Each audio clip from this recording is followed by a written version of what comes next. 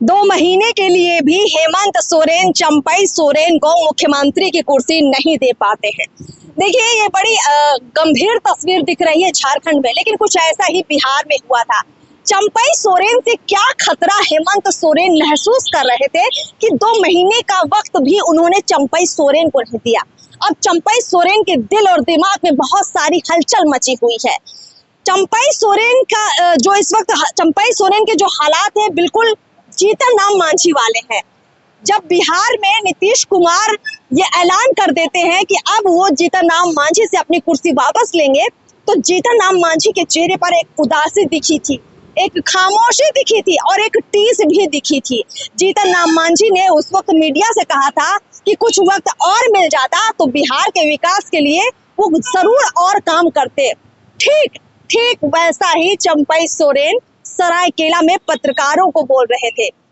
सरायकेला में हजार की भीड़ चंपई सोरेन के लिए जमा होती है, लेकिन उसके बाद भी चंपई सोरेन के चेहरे पर कोई मुस्कान नहीं दिखती है। चंपई सोरेन के चेहरे पर एक उदासी, एक टीस भी दिखती है। हल्का सा मुस्कुराते हुए वो कहते हैं कि देखिए, पार्टी ने जो निर्णय लिया है वो पार्टी के साथ तो है, लेकिन अगर उन्हें कुछ और समय दिया जाता तो वो झारखंड के भले के लिए जरूर और काम करते।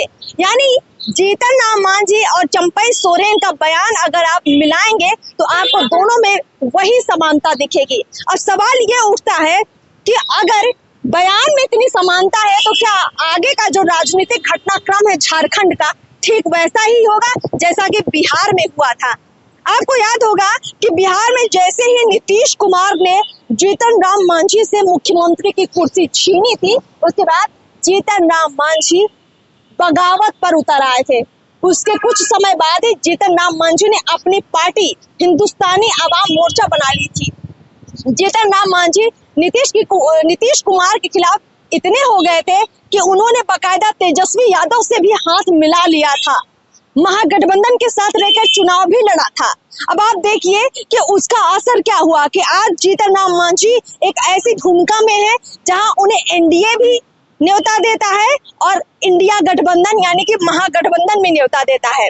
अगर यही कहानी रिपीट होती है झारखंड में तो निश्चित रूप से आने वाले विधानसभा चुनाव में, जो कि झारखंड में अक्टूबर या नवंबर में होने वाला है, कुछ वैसी तस्वीर चंपई सोरेन की भी दिख सकती है। जो भी चंपई सोरेन के मन में है वो देखिए प्रकट होगा जरूर आने वाले दिनों में। चंपई सोरेन कोई छोटे मोटे नेता नहीं है। झारखंड मुक्ति मोर्चा से चंपई सोरेन तब जुड़े थे जब झारखंड को अलग राज्य बनाने की मांग शुरू हुई थी। कि यहाँ ये बात बताना बहुत जरूरी है कि चंपई सोरेन 7 बार विधायक रह चुके हैं, यानी वो राजनीति के कोई कच्चे खिलाड़ी नहीं है। हेमंत सोरेन ने शायद उनको थोड़ा हल्के में ले लिया है। चंपई सोरेन के ताजा बयानों से ये लग रहा है कि वो जरूर कुछ बड़ा करने वाले हैं या बड़ा कर सकते हैं।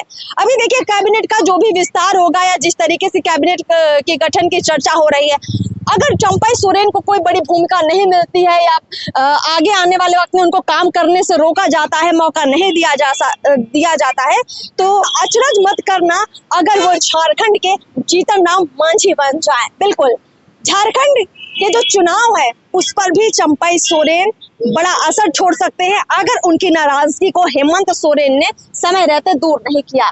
हेमंत सोरेन की जो अपनी लालसा इच्छा है, जो पावर वाली पॉलिटिक्स है, कहीं ना कहीं उनको कुर्सी में बने रहने की तो ख्वाहिश है ही, लेकिन उनको ये भी लगा कि अगर ये 2 महीने का वक्त वो चंपई सोरेन को दे देंगे तो वाही सारी चंपई सोरेन बटोर लेंगे और जब वो चुनाव में उतरेंगे तो जनता शायद चंपई सोरेन के नाम पर भी वोट डालेगी। हेमंत सोरेन से ज्यादा तवज्जो चंपई सोरेन को मिलने लग जाएगा। ये कई ऐसी बातें थी जिससे घबराने लगे थे हेमंत सोरेन। उधर बीजेपी भी अपना दांव बखूबी चल रही है, चंपई सोरेन के मूड और मिजाज को परख रही है। बीजेपी अगर सही समय पर पासा फेंकेगी तो हो सकता है चंपई सोरेन झारखंड मुक्ति मोर्चा छोड़कर बीजेपी के पास आ जाए, लेकिन ये इतना आसान भी नहीं है। अब चंपई सोरेन का जो मन और मिजाज है वो और समझेंगे और नजर पूरी रहेगी कि आगे की उनकी सियासत क्या हो सकती है। लगातार देखते रहिए पीओ भारत। नमस्कार।